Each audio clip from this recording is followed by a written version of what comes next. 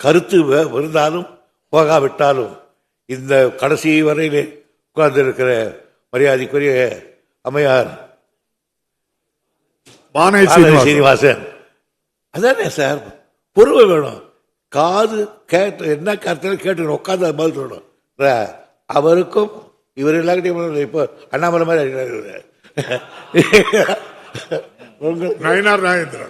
நாகேந்திரன் ரொம்ப நல்ல ஃப்ரெண்டு, ஒரு அப்போ கூட போயிட்டார்.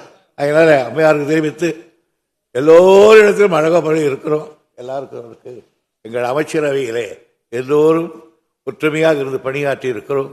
எனவே தலைவரிடத்தில் என்ன மரியாதை உண்டோ அதே மரியாதை இவரை கொடுத்திருக்கிறோம்.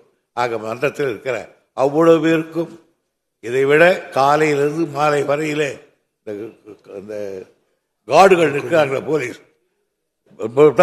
அவர்களுக்கும் ஏன்னா அவங்க தான் நாம் உட்காந்துக்கிறோம், அவங்க இருக்காங்க, அவர்களுக்கும் எங்களுடைய பாராட்டை நன்றியை தெரிவித்து எங்கள் செய்தியெல்லாம் நல்ல முறையில் வெளியிட்டிருக்கிறீர்கள்.